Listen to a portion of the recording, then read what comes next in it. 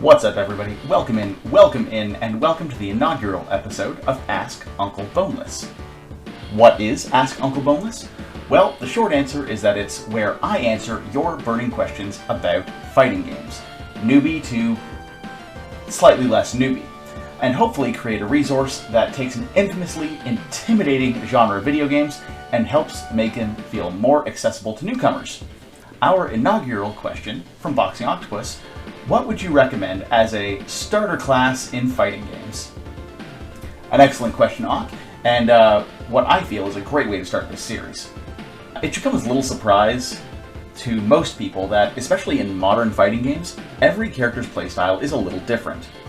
Equally unsurprisingly, these playstyles are grouped into different archetypes. Think of it sort of like DPS, tank, and support categories in MMOs or team shooters. Now, oftentimes the lines on these archetypes can blur, or you may even see characters with multiple archetypes ascribed to them. It can become very specific and a very nuanced decision. However, if you're just starting out, you're not going to have to worry about getting that granular. For the purpose of this video, I'm going to be using the Street Fighter VI base roster as our guide. The Street Fighter series is the godfather of the entire genre, and where this entire topic is derived from, so it only makes sense to use it as our focal point. We're going to look at the basic archetypes that make up this roster, cover their core playstyles, and examine the pros and cons of using each of these archetypes as a newcomer. First up, Shotos. This is literally the archetype that started it all, and it persists as the archetype of choice for basically every 2D fighting game's protagonist. Shoto is short for Shotokan, the style of karate that Ryu and Ken's fighting style was modeled after in Street Fighter II. It should come as no surprise then that Ken and Ryu are both Shoto characters. So too, however, is our pretty boy protag Kun Luke. Shotos are, by design, all-around characters. They all, by and large, have three very specific moves that work in a variety of situations in a given match.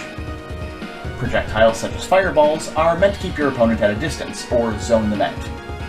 Dragon punches, or DPs, are an upward-moving attack, best used as an anti-air, or an attack that takes advantage of an opponent who is in midair. Tatsus, short for Tatsumaki Senpukyaku, are lateral attacks meant to quickly close the gap between you and your opponent, particularly if they are trying to zone you out. What's more, the inputs for these special moves are similar, if not identical, across all Shotos and even across different fighting game franchises, making it arguably the easiest character to just pick up and play. As is often the case, however, the middling nature of Shotos is also their greatest drawback. Because a Shoto's entire toolkit is meant to be balanced, playing a Shoto character long-term means knowing that entire toolkit well, as opposed to focusing on a more specialized tactic. Further, Shotos don't necessarily excel against any other particular archetype, and can therefore be easy to counter in some instances. For someone who is a fighting game newcomer, a Shoto can act as a great tutorial character, but unless you really take to their jack-of-all-trades playstyle, you may quickly find yourself looking elsewhere. Next up, Rushdowns. Rushdowns oftentimes make up the largest percentage of any given fighting game's roster, in part because, like DPS roles in other games, this archetype can encompass many different playstyles, all with the core strategy of be fast, hit plenty, and don't get hit yourself. For example, Cammy, Kimberly, and Jamie are all technically Rushdown characters, but while the former two fit nicely into the up-close combo trope, Jamie almost leans into being a full-on stance character, with different moves unlocking at different stages of inspiration. Rushdowns thrive in the hands of people who love fast gameplay and have the accuracy to seize an opening when they see it. For a newcomer, knowing fundamentals and having 2 or 3 basic combos on lock, known in the fighting game community as bread and butters, can take you surprisingly far, which only adds to the archetype's popularity across the genre. Many Rushdowns, however, can be the epitome of easy to learn, hard to master, and as you progress in your fighting game journey, the need to keep a flowchart handy with combo strings may be in your future. Further, being a Rushdown main means you will almost certainly develop a deep-rooted enmity toward our next archetype: Zoners. As I mentioned in the Shoto section, keeping your opponent at a distance in a fighting game is known as zoning, and so it should come as no surprise that the Zoner archetype excels at doing just that. Street Fighter VI's roster features its fair share of zoners, specifically the two OG zoners, Guile and Dalsim, and SF6's main antagonist, JP. Like Rushdowns, zoners are more defined by their playstyle than by their moveset inputs. By this I mean that while Dalsim and JP's inputs largely consist of quarter or half circles followed by a punch or kick input, Guile is what's known as a charge character, meaning his special moves largely involve charging them by holding a specific direction, followed by a quick move in the opposite direction, and a button input. Charge moves can be notoriously frustrating to get the hang of, on account of their precise timing, but those who enjoy charge characters can often play them with formidable efficacy. Back to zoners, however. This archetype can potentially be very beginner-friendly, especially if you favor a more defensive, patient playstyle. Know, however, that getting cornered is your greatest weakness, and having a good command of blocks, parries, and throws as a means of regaining space is crucial in making up for this. Speaking of throws and getting in close, let's look at our next archetype, Grapplers.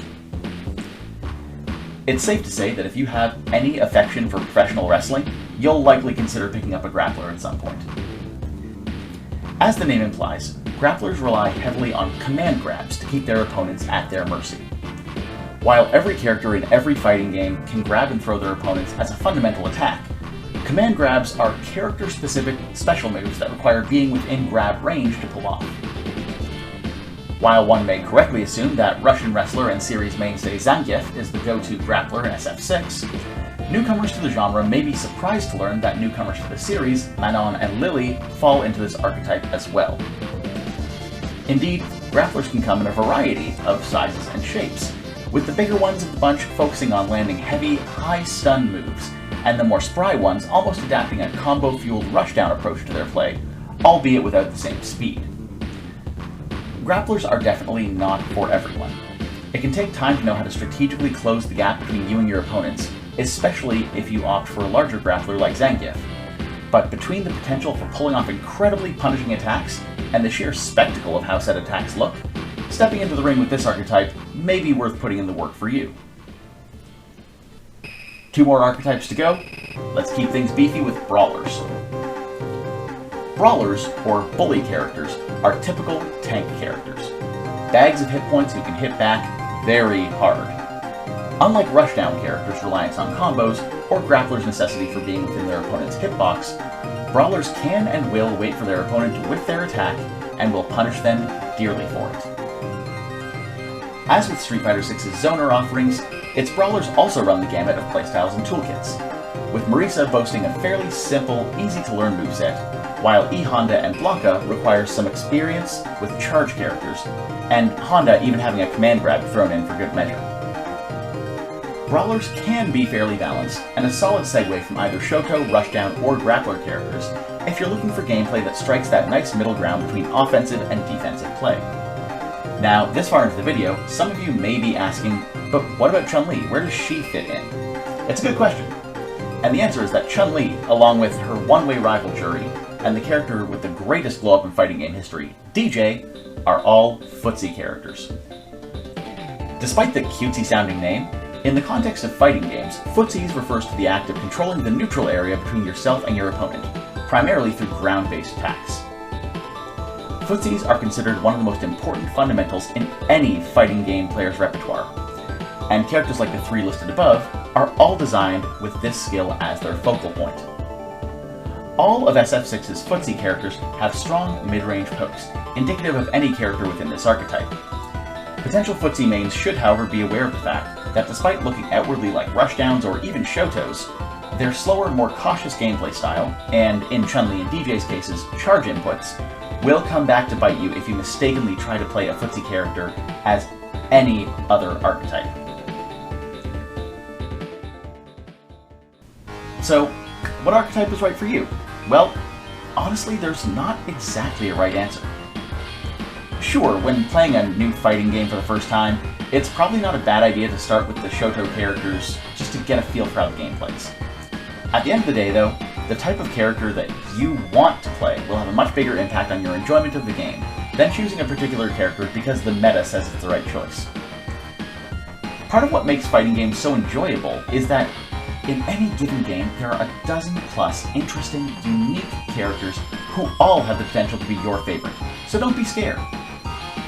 Use the information in this video as a reference, sure, but if the first thing you do when you boot up a new fighting game is look at a cute metal singer with a white bob cut and think, yes, I don't care how she plays, I want to spend as much time as possible in this game with her on screen, that's fine.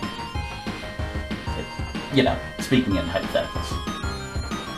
And if the first thing you do when you boot up a new fighting game is pick a charge character, well, I respect your willingness to be incorrect.